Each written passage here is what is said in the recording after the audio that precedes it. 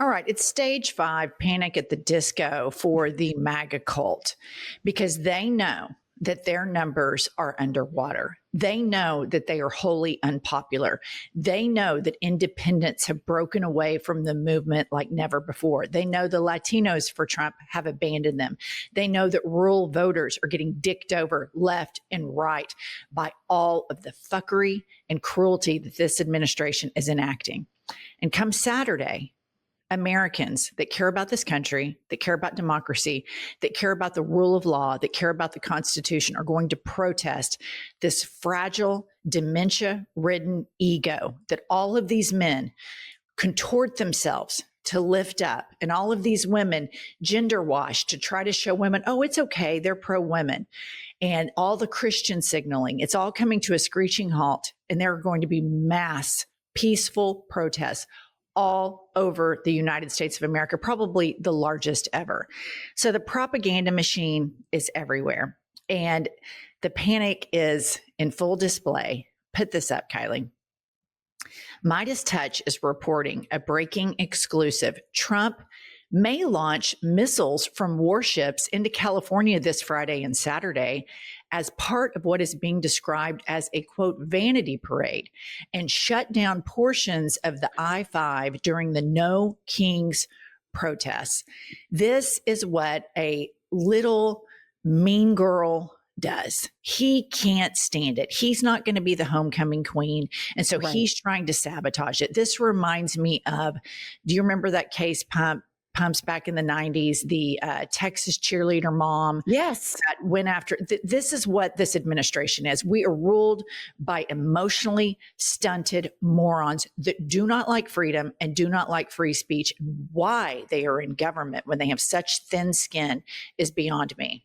Oh, I know. They should all be private citizens. But I read this and I thought, first of all, I believe the Midas Touch. They're very credible. And I thought, under any normal presidency, you would look at this and laugh it off. Trump is so petty, it would not surprise me. None of this would surprise me because he doesn't want his feelings hurt. And he knows that everybody made fun of his birthday parade. And if this is a strong parade, it will kill him to his core. Well, and they put out so much propaganda all the time that they are faking support. They flood the zone. It's hard for everybody to keep up with all of the crime and double dealing and shakedowns that they have going on all the time. And so here we have a video of Mike Johnson. Of course, he is the chief propagandist in this. And if he were truly a real Christian, and he and Jesus Christ were BFFs like he claims, his ass would be in Washington negotiating with Democrats to reopen the government because the pain is raining down. But guess what? Kanks doesn't want the government reopened, Pumps, because Jeffrey Epstein files are going to completely shatter the already formed fissures in the MAGA movement. And it cuts into Russell Vought's rape and pillage of the federal government. And so it's amazing to me how they keep getting away with this, all saying they're big Christians. They don't care that people are not going to be able to feed their families. All he cares about, Mike Johnson, is Donald Trump's ego, because Donald Trump has Mike's balls in the top desk drawer of the Oval Office desk. Play the clip. I urge you to watch. We call it the Hate America rally that'll happen Saturday. Let's see who shows up for that. I bet you see pro-Hamas supporters. I bet you see Antifa types.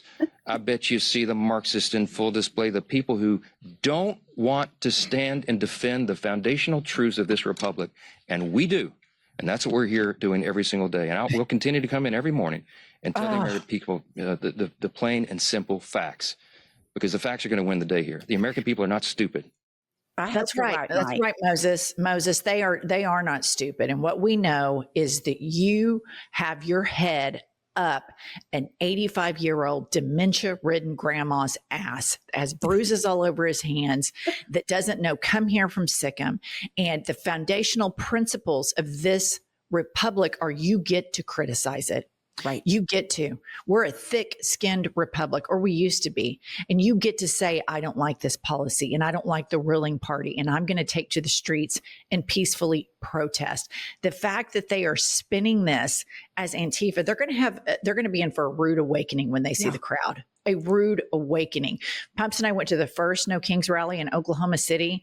It's not a bunch of Antifa. These are normal Americans, all walks of life, all generations, all different skin colors. Predominantly what I saw a lot of white people that looked like really normal protesters that you would run into at a Walmart, that you would run into at the grocery store. Okay, here's the thing. And the way Moses Mike, with way too much blush, got on there and said, he was indignant. He was like, it's going to be Hamas. That's fucking bullshit. That's fear mongering. And if you want to talk about Hamas, talk to Benjamin Netanyahu about funding Hamas. Talk to Qatar about funding Hamas, you stupid little piece of shit. And then the Marxists, it's all the fear mongering, because he knows that he is fucking his constituents and he is fucking the American people, and he doesn't care. No, he absolutely does not care. They care about this really nefarious ambition of theirs. Yes. And it is to destroy the Constitution, consolidate all the power in the executive, and then they just have it. And then he wants a Christian nationalist country. And I will say, I've thought about it being blush on his face, but I noticed it started appearing after the Grindr rumors ramped up. I think he feels exposed, and I think that is a natural blushing. I think it is his body physiologically responding to what he's doing. I genuinely think that he feels humiliated when he's doing this. Now, listen, I don't have a problem with men wearing blush because I'm not some prude nut job, but I noticed this after all of the Grindr rumors. Okay, moving along from one asshole to the next, we've got Ted Cruz, you guys. Ted Cruz is convinced that the No Kings protest is funded by Soros and wants to make laws to prosecute protests and peaceful assembly. Play the clip. Look at this No Kings rally, and there's considerable evidence that George Soros and his network is behind funding these rallies, which may well be riots all across the country, and Soros is writing the check. And so I've introduced legislation called the Stop Funders Act that would add rioting to the list of predicate offenses for RICO. Why is that? Because it would let the Department of Justice use RICO, racketeering, to prosecute the money that is funding the anti-Semitic protests on campuses, the pro-open border protest in LA and other cities. Okay, this is what needs to be addressed in this thing. He said the anti-Semitic protests. Yeah. He himself just launched an anti-Semitic tirade. The reason that the George Soros rumors and propaganda have legs on them is because George Soros is Jewish. And so that hits hard with the anti-Semitic base of the Christian nationalist movement. Also, George Soros is a billionaire and he is Jewish, but he cannot stand Benjamin Netanyahu in this Israeli government. So you have all of the AIPAC style people, the Israeli government, colluding with these anti-Semitic Christian nationalists in a very strange bedfellow alliance where the knives will end up being targeted at each other at some point. But the fundamental reason this George Soros stuff has been permeating through the right wing for years and years and years. And when you get into the comment section on some of these far right podcasters, all of the Jew hate comes out towards George Soros. But Benjamin Netanyahu and the AIPAC donors are fine with it because George Soros is for human rights for everybody. Number one, he's not funding these rallies. We've never gotten a check from George Soros. These are all lies. But the reason people have to understand why it keeps getting legs, the George Soros attacks are rooted in anti-Semitism, and they can't understand. These MAGA people, they cannot understand that if you ascended in capitalism and you made billions of dollars, that you might care for other people, that you might use your money and your bank account for good, that you wouldn't just use it to figure out how to buy off politicians so you could pay less taxes and dick over your workers, that you might actually say, I want to leave my thumbprint with all of this wealth that I made, I want to leave a foundation that says that I really helped make this place better. And they can't understand that because they wouldn't do that. They can't relate to it. No, because they're transactional. The only time I'll support you is if you pay me money. But here's the thing I just have to say, and I know I've said it, and it's why do they sit there with straight faces and make this big George Soros? And I understand why they do it. But when Elon Musk bought and paid for Donald Trump's campaign, goes in and does all this shit, and they sit there with the straight face acting like this big Democratic donor has all this power. It fucking amazes me, the lack, just the transparent hypocrisy.